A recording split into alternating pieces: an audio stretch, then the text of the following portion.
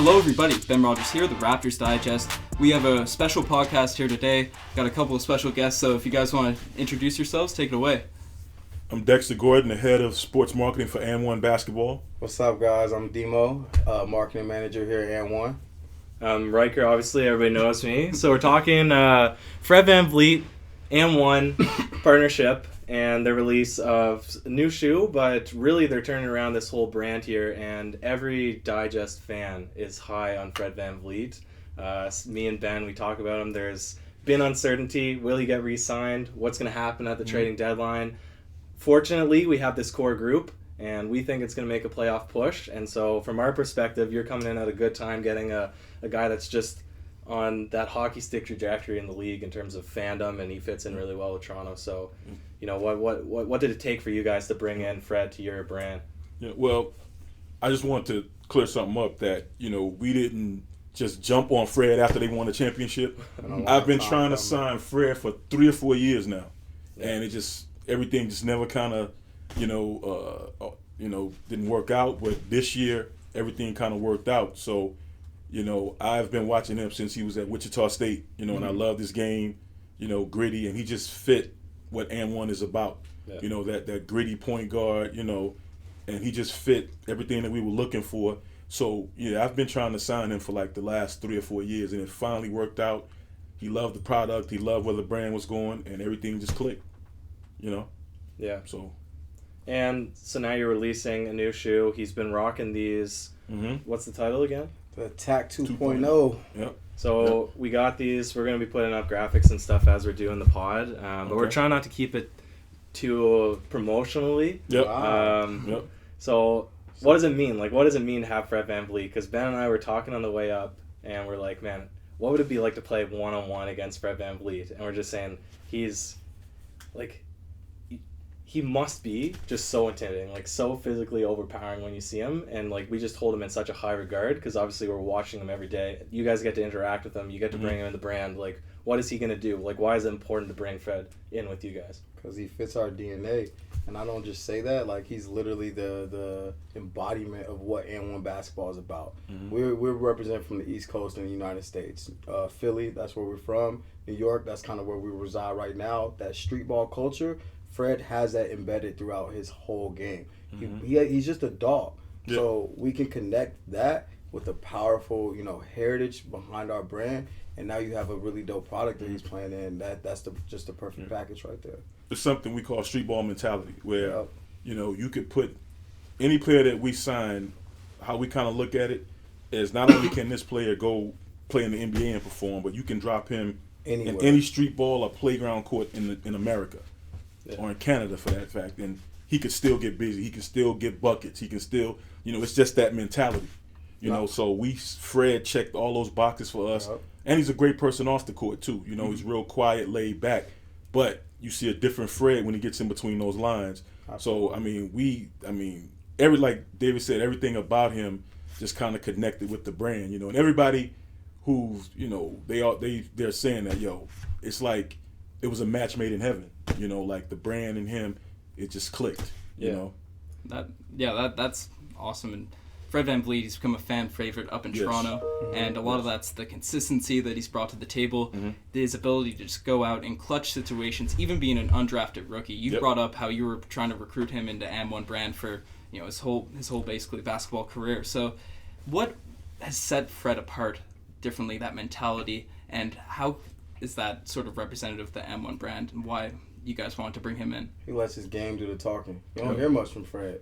He's not out there being seen. He's not out there all over the news. He's not the most popular dude, but he goes out there. He's undersized. Like what's he? 6'1"? Maybe 6'1", 6'2", maybe. 6'1", that might be 6'1", 200. Yeah, he's built though. But like when you get on the court, like Dex said, he's bringing that dog to you, and he's literally he's giving buckets. Yeah. And he. I thought he should have been an all-star this year. But that's some popularity. His whole thing that he said is, the people that know respect my game. Yep. The everyday person or everyday basketball fan might not respect it, but the people that really know basketball respect his game. And that's witnessed by when Kevin Durant, basically gave him a shout out like, hey, Yeah. yo, he's a dog. Like, that kid, yo.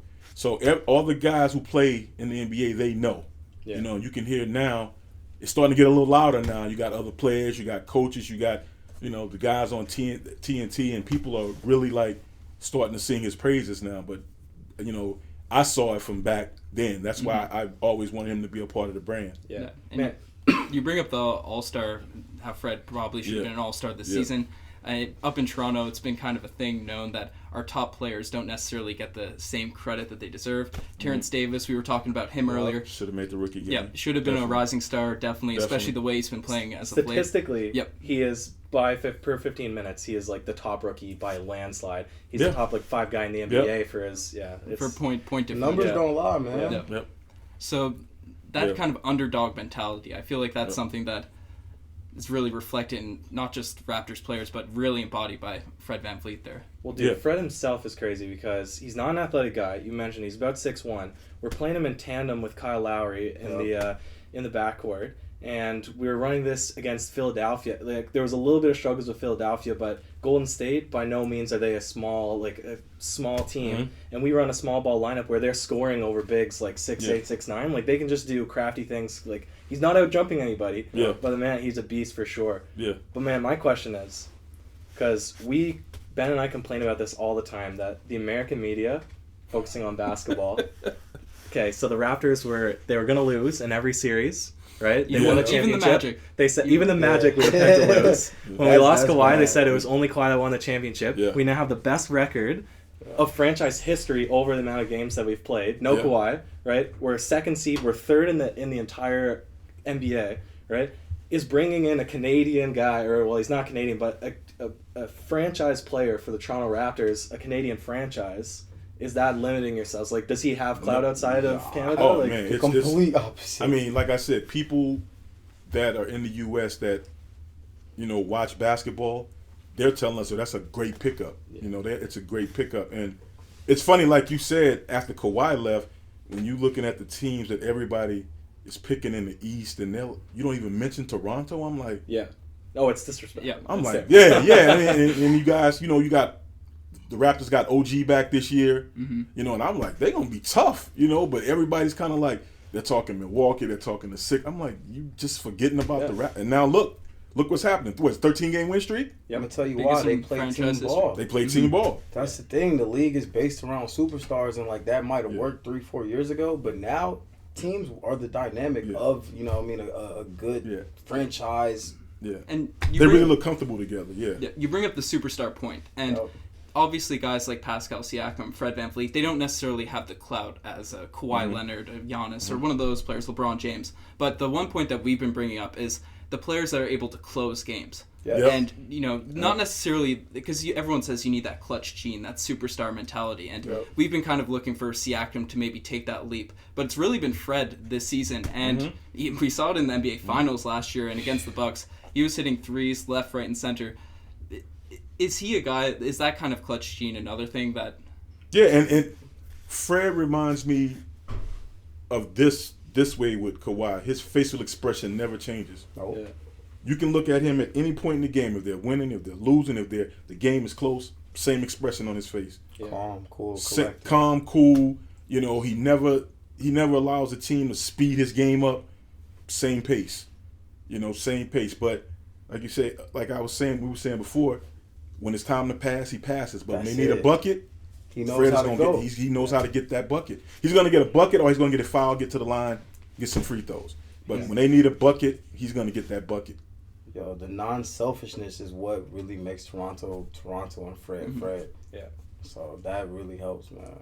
I keep saying this playoff stretch is going to be more impactful. Yes. Than last one, because last one we had one guy, right? And all credit to him. Like, I can't be knocking on Kawhi, but I'm still hurt. I'm still hurt that he left. I think that this is more of a Toronto team than last year's Toronto team. Yes. Right? It's just a bunch of guys, right? They're still underdogs, even though their record, right? Even though they're the defending champs. I've never seen that before. A defending champ absurd. where they just like don't even mention it. People said we weren't going to make the playoffs. Don't the even Pistons mention making the it. playoffs, That helps, and the Raptors not. Yeah.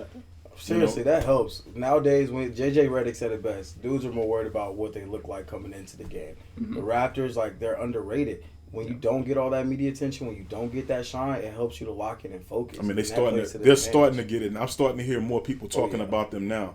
Mm-hmm. You know, but I'm like, even when the season first started, like, dude, these guys are the champions. Until somebody take it, they're the champions. But I mean, all I was hearing was Milwaukee, the Sixers. You know, I'm like, star players. Yeah. I think that's. I think people that are close to basketball, for some reason, they respect that more. Yeah. You know, with the Greek Freak but I'm like David was saying, Toronto, the Raptors are more of a team. Yeah. I mean, now Fred and Siakam are kind of now emerging, and Terrence Davis, and it's always somebody on different nights. Serge is playing well. He's playing the last 4 or 5 games. He's been playing amazing. Yeah. You know, so it's always somebody else that's stepping up. And you got Laurie, and you got, you know. To that point, you guys might know better. Who is the developmental person in charge over at the Raptors? Because they really develop players. Like, a lot of organizations Terrence don't Davis, do that. undrafted. Fred, Siakam. undrafted.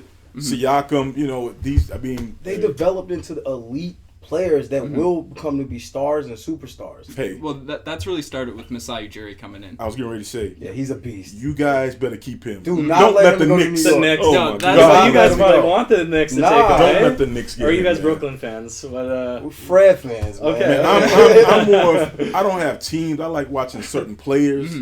But, I mean, he's kind of built something here. Something special. And when you come to New York, it's just totally different, man. oh man! Until James Dolan sells the Knicks, I hope nobody of quality goes to that franchise. It's a And they got hole. RJ Barrett now too, who's Another our Canadian guy. boy, So And I think they've been sitting him.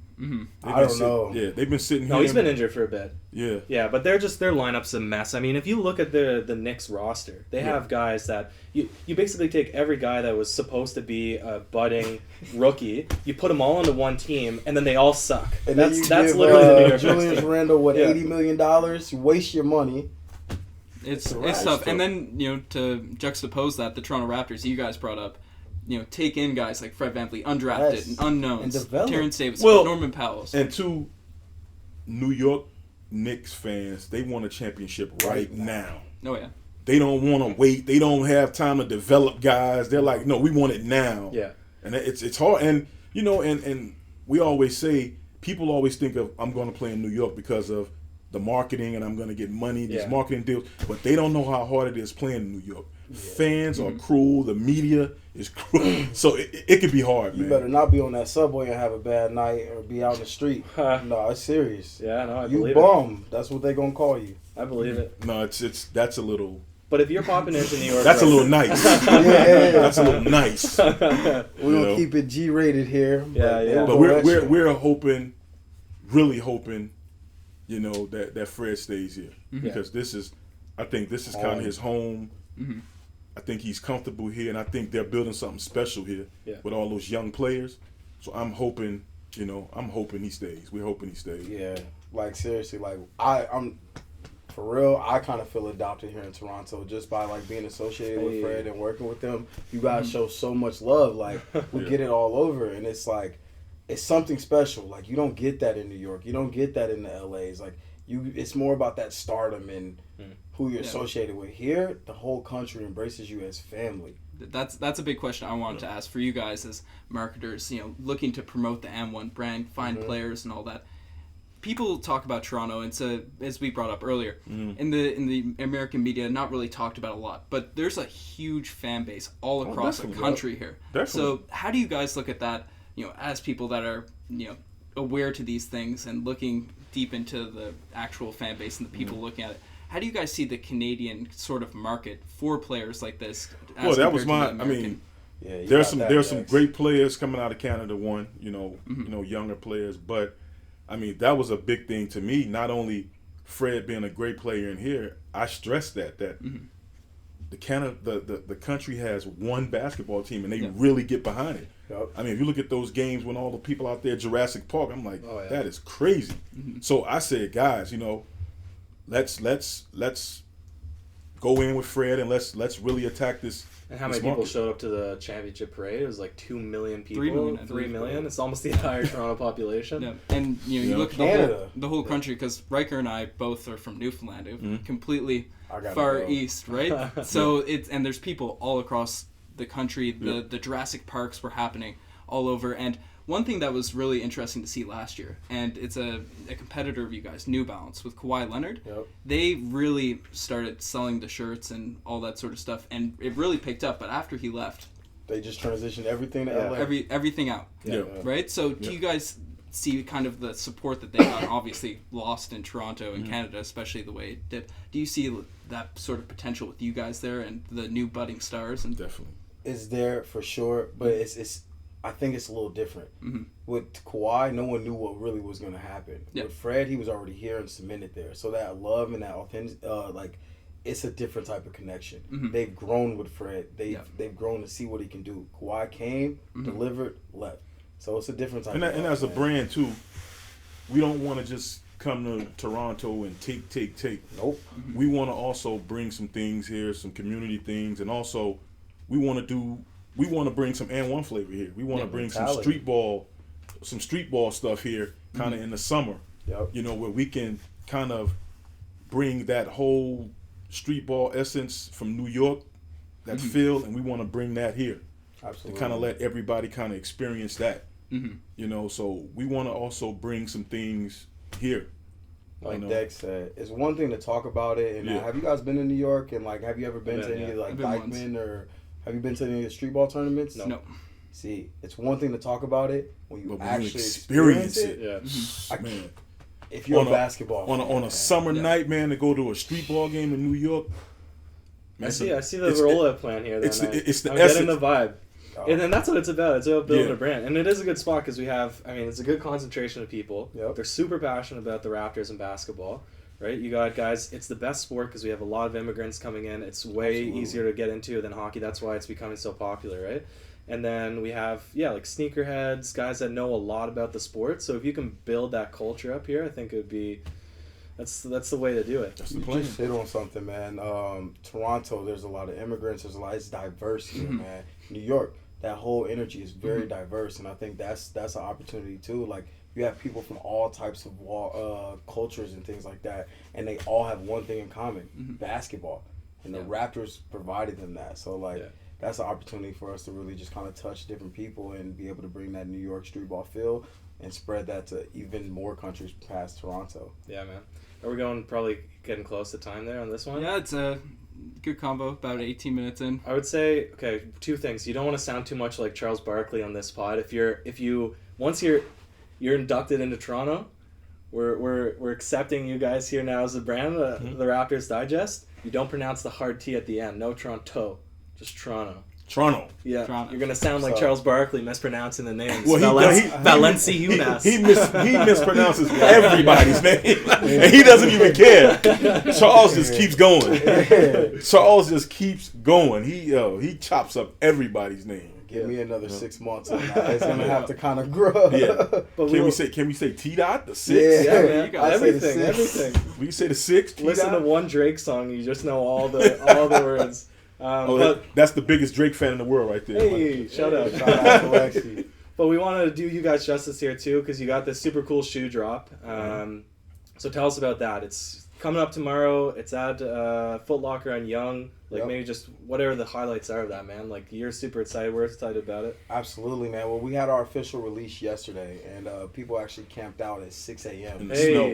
In the snow. Hey. Serious. It was crazy. Because it was gross. It's the cold weather up was here. not nice. So if you want a pair, I think there's only like really, really big sizes left. But we have an in-store coming up with Fred tomorrow. We're gonna bring them out, give consumers a live experience. The first 100 people that bought the shoes are gonna be able to take part in a live panel with Fred VanVleet, Dexter, myself, and the actual designer of the TAC 2.0. We're gonna touch on a lot of topics, and there's a lot of backstories that a lot of people don't know. Yeah. Like Dex said before, everyone thinks that we just after the championship we got them, signed them, all that. It's way more backstories than that. This attack has been through. I've seen it since 2 years down the line, the growth of it, the performance aspect, the technology that we put in, the design that we put in. From a brand standpoint, we're able to kind of take this and it's not a rebrand. We're rejuvenating this brand, and we're bringing this culture out here to Well, Toronto. it's like reintroducing it to a new exactly to a new consumer now, because a lot of people grew up on AND1, but the younger generation, they've heard of it, they've seen the mixtapes on YouTube, so it's kind of reintroducing it. Yep. And if you miss this release, we have something special coming for the playoffs. There we go. Hey. Don't miss out. Special. That's all I'm gonna say, because there's a lot of people we have who something missed out special on this coming for the playoffs. So if you miss this one, you better catch that next one. Sweet. You better catch the next one. Well, love to hear it. Always excited to see Raptors players, Fred VanVleet, getting the recognition. Love hearing kind of an outsider from Canada's perspective on the Raptors, on our players, seeing how much impact he has across the country, across the continent, North America. So thanks for you guys for having us here. We really appreciate you guys inviting us out to the thank you, man. Family, for real. We man. appreciate it. Thank you. Hey man, you guys are AND1 family now. Nah, for real. Yeah, I love it. Yo, y'all gotta take us out to Newfoundland. I'm dying to go. I'm not just saying that. No, I most literally watch definitely. documentaries on this. Hey, no. There's actually some cool spots. People are always shocked when they listen to the podcast that we're from there, but we hype it up. It's a good spot. It's a good spot. So, anyways, everyone listen out there. Thanks for making this far. Check out the Twitter, the Instagram, all that the cool stuff. Check out AND1 as well. The shoes dropping tomorrow. No, it's already dropped. It's drop Friday. They sold out. Yeah, you can still come down Sunday to Yonge Street. I got some stuff for y'all. We got some promo stuff. You can come out. You might get a chance to meet Fred. I don't know if they're gonna shut it down. It's supposed to be a big, wild crowd going there. So if not, y'all can kick it with me and Dexter. Hey, you guys are cool. So it's love it. So, anyways, thank y'all. Cheers.